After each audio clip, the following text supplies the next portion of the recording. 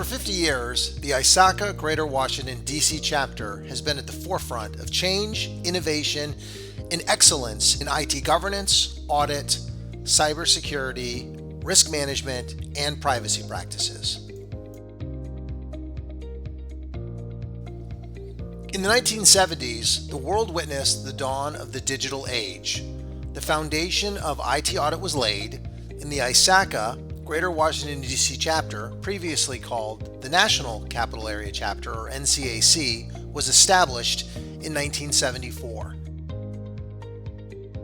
It was a time of exploration and discovery, where auditing practices began to take shape, focusing on the reliability and security of emerging computer systems.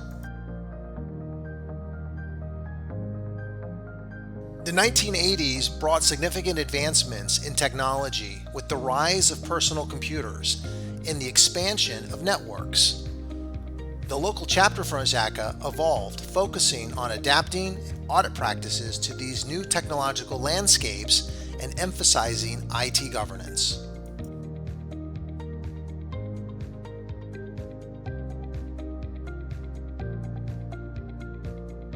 Early on in the 80s, we were really all mainframe based, and then it started getting out to local area networks, from what I remember. And again, that was one of the key things that we had to focus in on, is to make sure that we kept the chapter up on all of the new technology coming out, and how could we audit them successfully. And what we did was we also solicited technical auditors from a lot of our membership who were doing some of these new things, and they would send them in, and we publish them in the monthly newsletter, which allowed everybody to read on them, and also they could follow up with questions. The 1990s ushered in the internet era, transforming how businesses operated. The local ISACA chapter played a crucial role in developing new standards and practices to manage the emerging risks associated with digital connectivity and rising cybersecurity threats.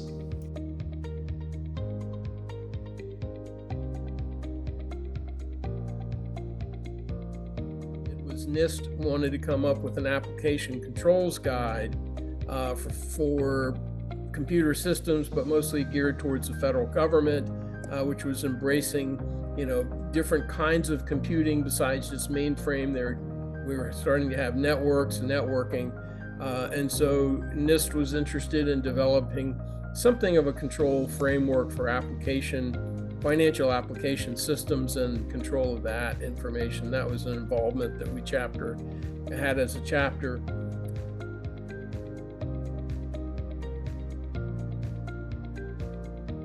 At that time, it was more paper-based, doing IT audits. You had a IT audit program, you would execute it, you would write a report, but there wasn't, in terms of the data analytics part of it was just starting out. And so that was our emphasis, was move away from the paper-based analysis, like, for example, looking at a printed copy of the mainframe security parameters, but how do you actually get into the mainframe, download that data, and do it more on real time using data analytics? That was something that was very new at that point, in its very infancy. The 2000s were marked by rapid technological advancement and new challenges, such as the Y2K bug and increasing cyber threats. The local ISACA chapter was at the forefront, providing leadership and guidance in risk management and cybersecurity, adapting audit practices to the digital age.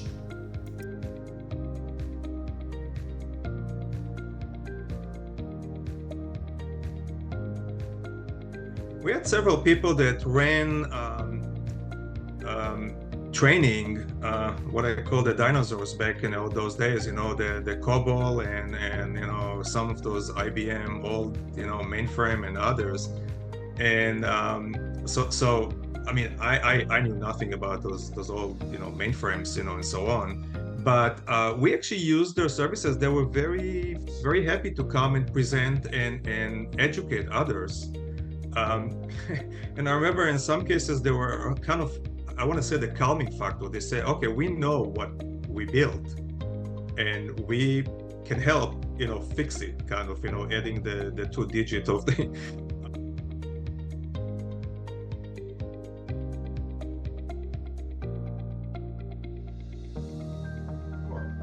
The main challenge was that at that time, as you know, the internet started blossoming. We needed to provide more in-depth, both technical and managerial type of training, but the cost obviously was kind of high, and the chapter finances was not in bad shape, but at that time really didn't have enough money to be able to go, to really have those. So what we did was embark on more emphasis on special seminars where we can generate more revenue, but also targeting of the entire audit community, and as well as the cybersecurity community. So we.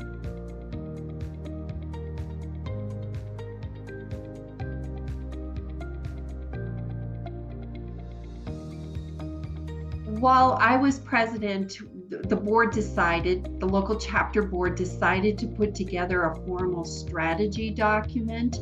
And the objective was to make sure that we were very thoughtful on what activities, whether it be a conference, a seminar, a training, that was relevant to all of our members. So we may have one training that was relevant to the federal government, such as FISMA, but then we also had one relevant to the private sector, which was Sarbanes-Oxley.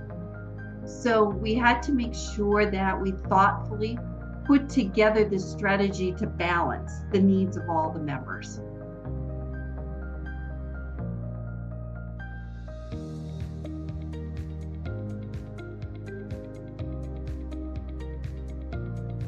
Absolutely. So 2007 and 2008, and leading up to that, one of the things we started looking at was greening, the greening of everything. And what does, what are virtual servers? What does this mean? And virtual servers at the time, it was just this neat new concept that you could spin up a server, but there was also, from an ecological standpoint, potential for savings of energy with data centers and those types of things.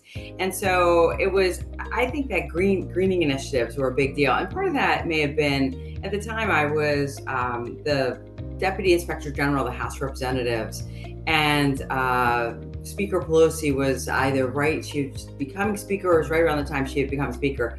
And that was a big initiative there. And that was having a sort of a spillover effect on a lot of the government agencies, was greening initiatives. And so since a lot of our chapter members were either directly federal employees or contractors who supported federal agencies, that was a real big push. And FISMA as well. So FISMA was also a big deal, and kind of really making sure, are we hitting the FISMA need? Are we training people at the right level? Or is it we didn't want to do this light touch concept thing. It's really drilling in and getting those 2-day hands-on seminars, which I think. The 2010s saw the proliferation of mobile technology and cloud computing. The ISACA chapter continued to lead the way, emphasizing the importance of privacy and advanced risk management practices in an ever-increasing interconnected world, while adapting to new IT governance models.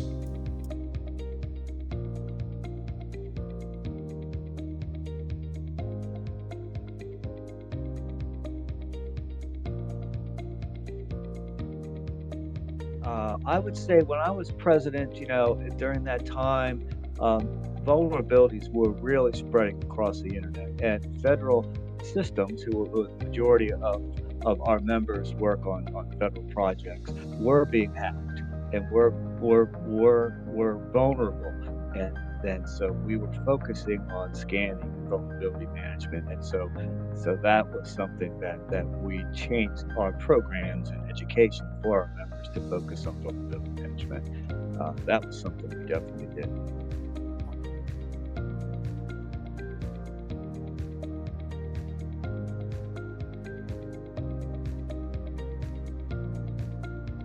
So one of the most impactful time for my presidency, my term, was Women in Technology, which we did it in 2015. And we had about 45 people attending, only one male member attending, and that was Yehuda, and he's also the past president. And since then, I don't think Yehuda has missed one single event. Now we have increased the number of male participants, and that's actually very good. We actually have panelists who come, male panelists who come, and speakers. But I want to give this one out to Yehuda because I really appreciate that initial help that he provided.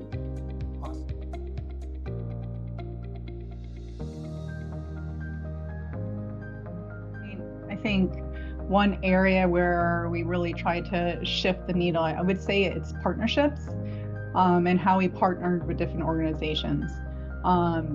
So a few examples might be we would partner with another organization that was also providing events to the community, and they would offer free membership to their event to our membership, and then we would extend the same. And having those type of partnerships, gave our memberships benefits that they didn't have previously, as well as expanded the base of people that knew what the GWDC was doing and knew about ISACA, which led to really, in the end, we were able to grow our revenue, our membership base, and also our offerings just as a result of that change in strategy.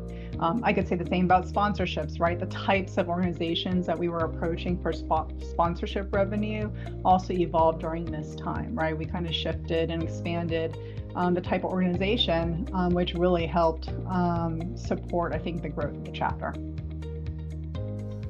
The 2020s have brought unprecedented changes with the rise of remote work and sophisticated cyber threats.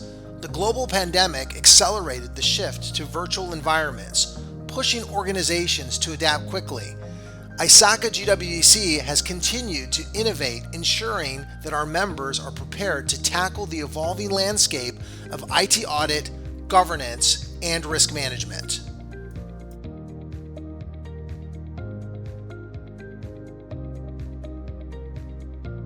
We got hit by COVID in 2020, and we know we need to reach out to our membership. We need to provide learning opportunities to them, and we need to provide something which they can get it from their home. So we started actually cybersecurity workshops. We deliver 30 plus workshop. It was every Tuesday, Thursday, every single week. We ran that program for almost I can say 30 workshops. It was 4+ months. It was a 1 hour lunch workshop. All members, it was given for free. And in 2021, actually, we got recognized by ISACA Global, and we were given an award, Use of Technology category. So kind of very memorable, and all those conferences and virtual things we started that time are still working in a current environment.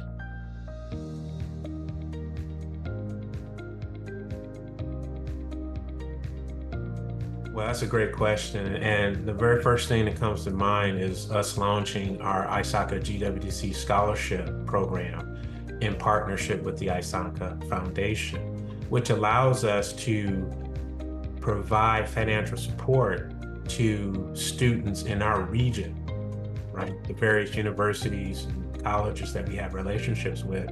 We were able to launch this right before last year's AGM, actually. We announced it during last year's AGM, and I'd like to say that we did award 6 scholarships of about $2,500 apiece. We had about $15,000 to play with, and that's to me something that is lasting, because we can do this year over year, and it will impact not only the chapter, but also our community at large. The DMV, as you know, was very big.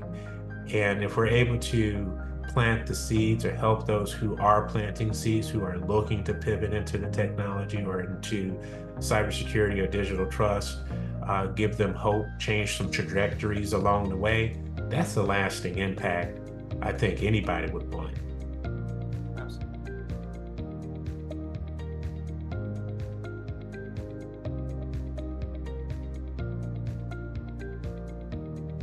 That's a great question.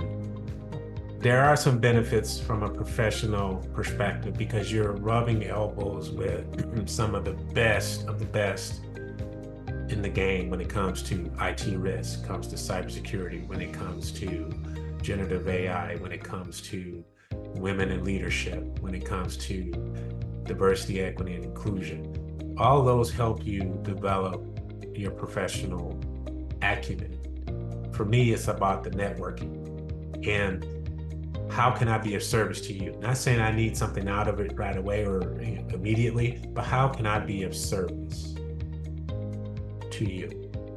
From a personal perspective, it helped me in so many ways. When I initially came to the chapter from the Phoenix chapter in 2011, up to that point, my involvement with ISACA was all about, let me get my CPEs, let me just go there, get my CPEs and leave. But when I saw how the chapter worked, how the committees worked in the back end, how they supported each other, and then on top of that, you get the free CPEs because you're volunteering. And that's some advice for those who are thinking about becoming volunteers. You get free CPEs and that adds up quick, as I said earlier. But personally, it made me step back and have that observant view on things. And it's not all straight down the middle. Some of the stuff you have to have peripherals about, right? You have to have some peripheral about what you're seeing in the left or the right, straight ahead, right in front of you. And when I figured out how this all worked, and I said, oh, I want to be a leader of this chapter. So professionally, it does something for you. Personally, there's this growth inside of you, right? And then you mature and you continue to hone it. And you are where you are.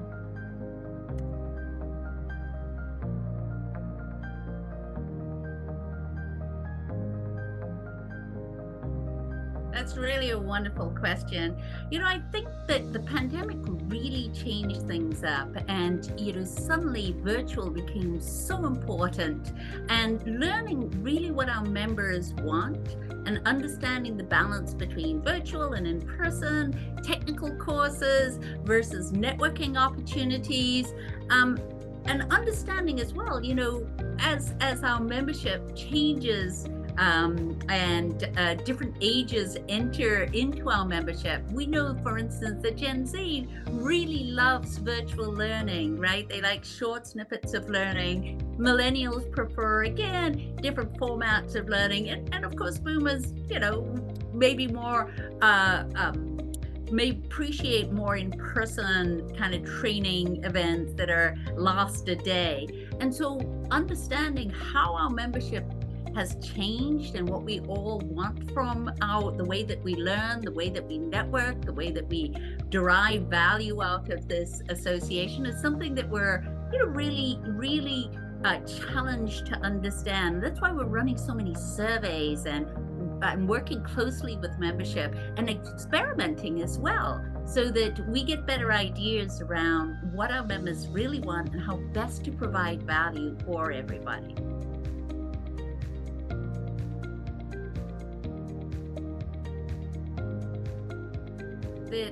What the chapter really brings towards you is the community.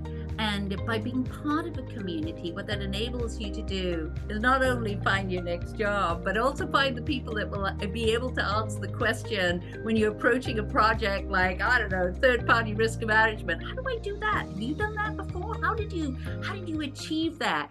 Keeps you up to date with all of that emerging technology. It gives you friends that share your same interests and your same passions around your career. It allows you to find mentors and coaches and proponents of new ideas and thoughts, and gives you opportunities to be able to exercise skills around leadership and build your own personal brand. And I see ISACA GWDC only growing from strength to strength. And I want each and every one of our members to be part of that. We're only as strong and as great as members that that are within our organization. And so please, I hope every single one of you takes that opportunity to be able to really participate in the chapter, enable it to bring as much value to you as it possibly can. And the only way that will be true is if you participate and way more than just sitting in and attending some conferences. Come and join us and build this community and make this as valuable as possible to everybody.